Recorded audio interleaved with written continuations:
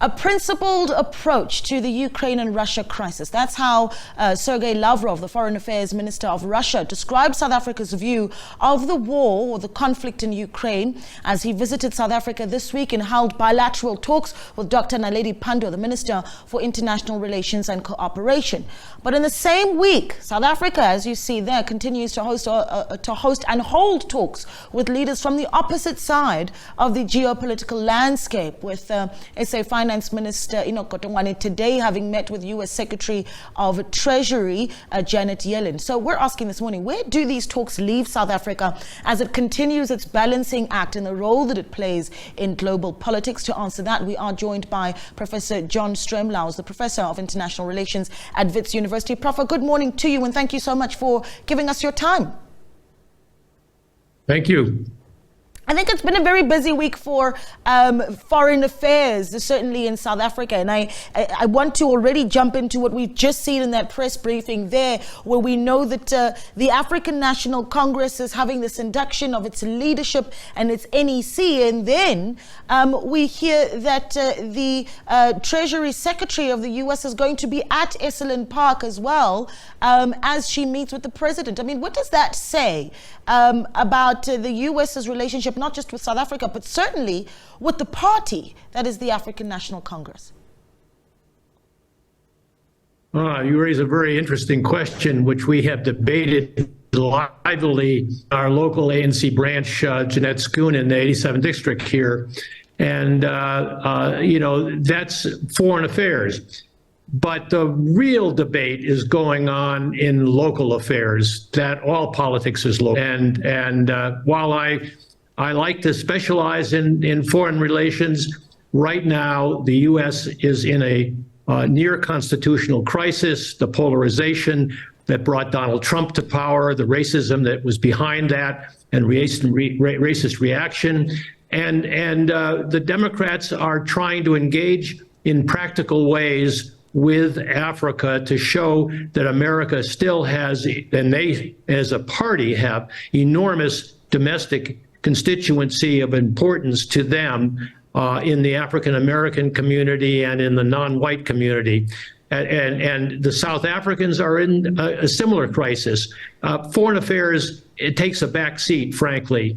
And it does for the Russians too, because they're overextended in Ukraine, and the defiance by the Ukrainians has shocked them and undermined Putinism, if not Vladimir Putin himself. But we don't know yet. So while it's nice to have this conversation about foreign affairs, I'm glad you engaged the spokesman for the ruling party. Whether it's the ruling party after 2024, only the voters can decide. And that makes a big difference between America and South Africa and China and Russia.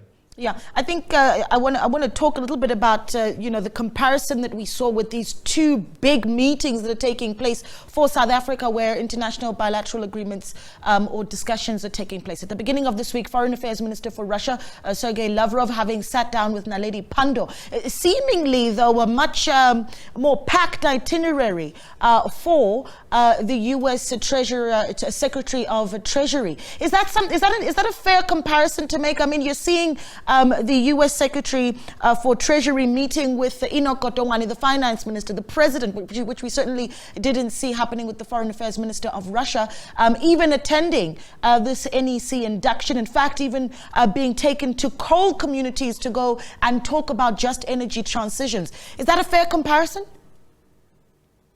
That's a very fair comparison, and it's an important comparison because the complexity of relations between the United States and our Americans and American citizens and private sector and trade and investment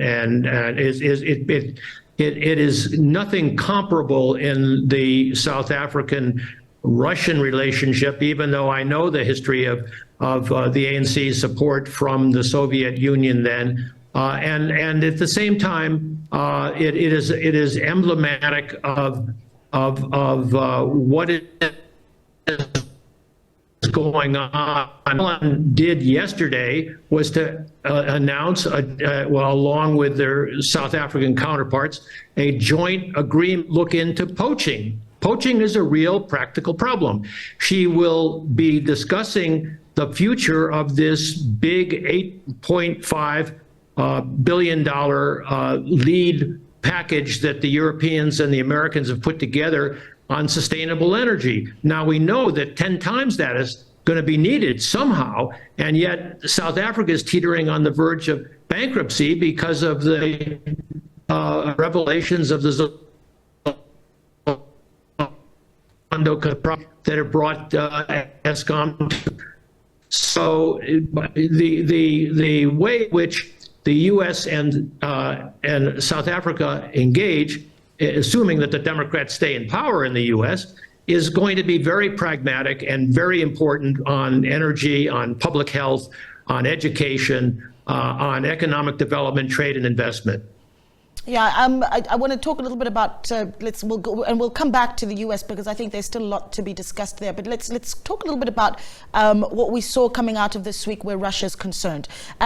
Certainly, there's an understanding, and I've seen a lot of diplomats saying that this exercise by Sergey Lavrov was essentially to show that that Russia isn't in a state of isolation. I suppose this assertion of non-isolation that Russia is trying to put forward. Have they done that successfully in their tour of the continent? Well, he has co-opted the South African government right now in a trip which is taking him to Eritrea and Eswatini. And in Eswatini, he's probably going to provide some military assistance to the king. It is a contrast. Janet Yellen visits the chairman of the AU, Macky Sall, in Senegal, a democracy, and then goes on to Zambia, a democracy, and then comes to South Africa. So yes, there's a contrast here. There's a very important contrast. But at the end of the day, what South Africa has given Russia is an opportunity to have military cooperation and a demonstrative military training exercise. If South Africa can muster one or two small ships on the anniversary of the Ukraine crisis. Now, the merits of the Ukraine crisis we disagree with in our branch in the ANC. We disagree with nationally in our public debates and just read our newspapers. But the government has decided that it should take a position that is non-aligned, and it will be co-opted and seen to be co-opted by Russia. But that's not a factor so far, really in the U.S.-South African relations. The Biden was very careful about avoiding that subject when Cyril Ramaphosa went to Washington, when Blinken, the foreign secretary, came out here, and Janet Yellen has steered away from it as well. Whether that's long-term or short-term, I don't know. I will have to see. But at the moment, what Janet Yellen is doing is focusing on the pragmatic. What Lavrov was focusing on was the pragmatic, but from a very different perspective.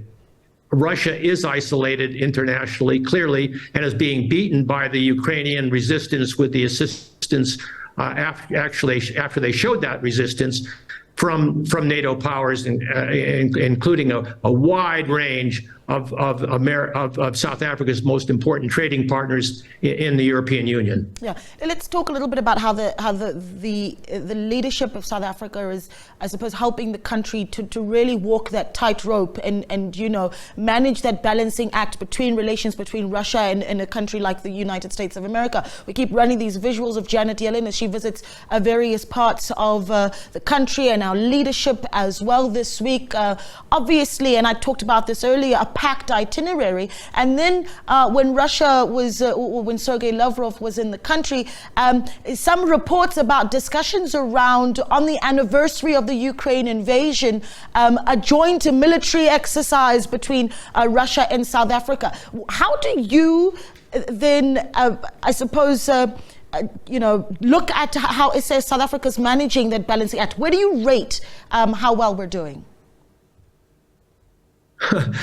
Well, I don't really know what's behind it, and in terms of what understandings they may have had between Russia and at the highest levels and South Africa.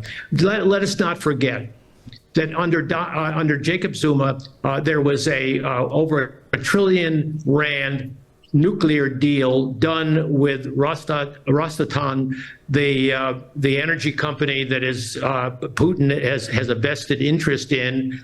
And Putin likes to aid corrupt governments in Africa because he can control it. He likes to aid Donald Trump. Can you imagine what the Ukrainian war would look like if Donald Trump was in the White House? My goodness.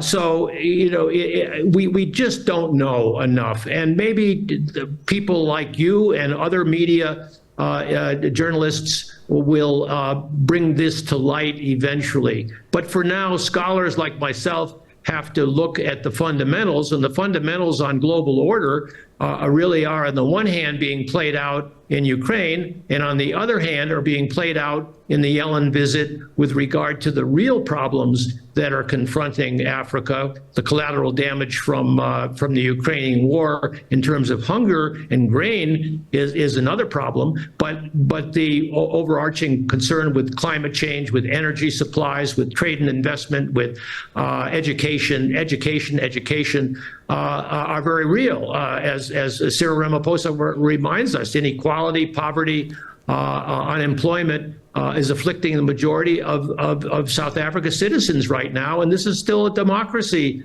under great stress. And whether the ANC will be in power after 2024, we'll have to see what the voters determined. Yeah.